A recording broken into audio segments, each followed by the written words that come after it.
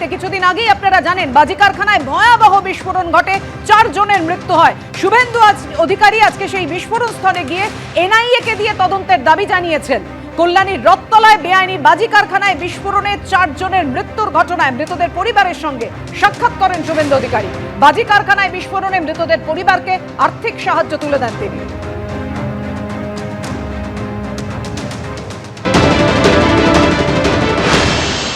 প্রথম কথা, এগরার খাদিকুলের ঘটনার পরে মুখ্যমন্ত্রী এবং মুখ্যমন্ত্রীর প্রধান উপদেষ্টা আলাপন বন্দ্যোপাধ্যায় অনেক রোডম্যাপ, পরিকল্পনা এসব কথা বলেছিলেন।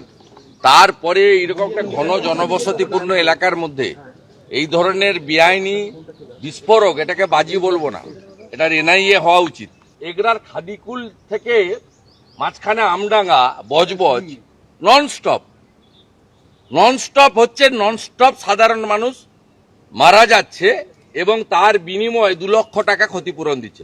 আজকে বিজেপি মৃত পরিবারগুলোকে 2,01,000 টাকা দিয়ে এই মুখ্যমন্ত্রীকে বুঝিয়ে দেবে যে জীবনের দাম, একটা ভেজাল মদ খেয়ে মরলেও আপনি 2 লাখ দেন।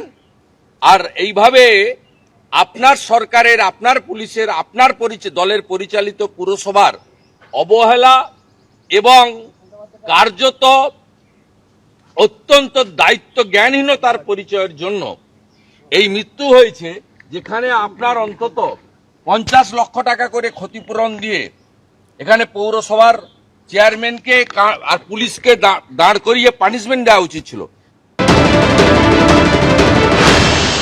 বিজেপি শাসিত রাজ্য বা পশ্চিমবঙ্গের বাইরে অন্য রাজ্যে যখন পরপর বাজি কারখানায় বিস্ফোরণের খবর এসছে, একটা বিস্ফোরণ তো একদম চেন অফ এক্সপ্লোশনস, তো সেখানে তাহলে সেগুলো এনআইএ দিয়ে দিক, এগুলো করে দেখাক।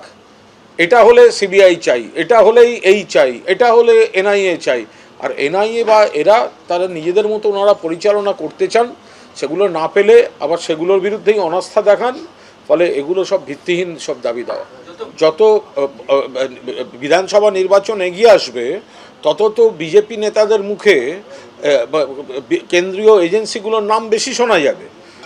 মানুষের সঙ্গে শুধু সম্পর্ক নেই, বাকি স্ববিরোধী, জনভিত্তিহীন, বাংলার স্বার্থের সঙ্গে যুক্ত নয় বা স্বার্থের পরিপন্থী এই ধরনের অবস্থান নিয়ে এরা দিশাহীন রাজনীতি করে চলেছে।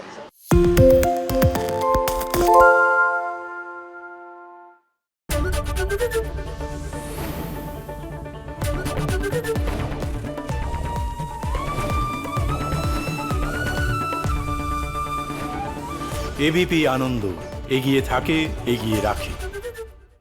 সত্য অন্তহীন, সত্যের খোঁজও তাই, সত্য সন্ধানে তাই আমরা অক্লান্ত, অকুতভয়। এবিপি আনন্দ নতুন ভাবনার প্রতীক, যা মনে মুক্ত, তথ্যে যুক্ত এবং যাবতীয় সীমানার বাঁধন থেকে মুক্ত।